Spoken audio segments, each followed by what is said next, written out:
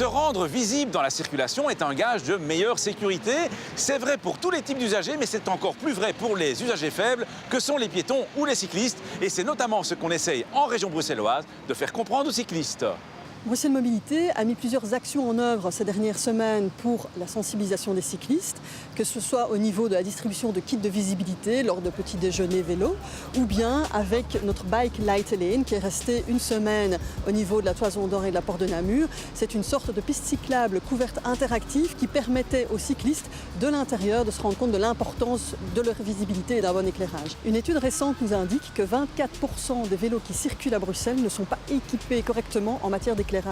Mais finalement, qu'est-ce qu'il faut pour que votre vélo soit en ordre? Il faut un catadioptre blanc à l'avant, un catadioptre rouge à l'arrière, des catadioptres orange-jaune au niveau des pédales et des roues, ou bien une bande réfléchissante sur les pneus, une bande blanche. Sur vous-même ou sur le vélo, en termes de feu, il faut aussi un feu blanc à l'avant et un feu rouge à l'arrière.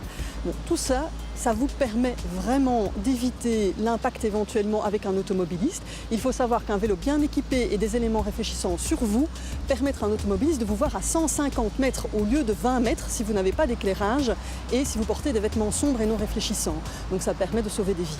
Si se rendre visible est essentiel pour les cyclistes, on l'a dit, c'est également important pour les piétons car ils sont obligés de croiser la route des voitures, ne fût-ce qu'en traversant, et parfois ils sont même obligés de marcher le long de la chaussée.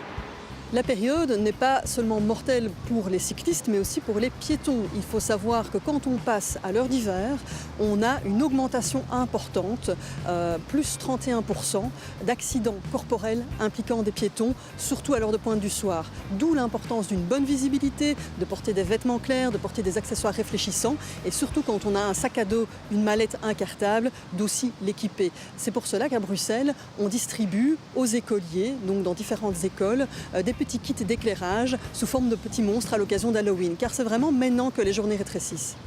Disposer d'un bon équipement de visibilité, c'est important. Mais la visibilité, c'est aussi affaire de comportement, car vous aurez beau vous déguiser comme un sapin de Noël, si vous surgissez dans l'angle mort des véhicules ou si vous ne tenez pas compte du fait que dans des mauvaises conditions atmosphériques, un conducteur ne distingue pas facilement tout son environnement, eh bien vous courez des risques. Pensez-y. Pourquoi est-il interdit de s'arrêter et de stationner à moins de 5 mètres devant un passage pour piétons? Tout simplement pour permettre aux piétons qui traversent de voir le trafic en approche et d'être vus de celui-ci à une distance suffisante. Dès que cet espace est pris par un véhicule en stationnement, les piétons qui entament une traversée peuvent ne pas être vus à temps par les véhicules en approche et risquent donc de se faire renverser. À la semaine prochaine et d'ici là, bonne route!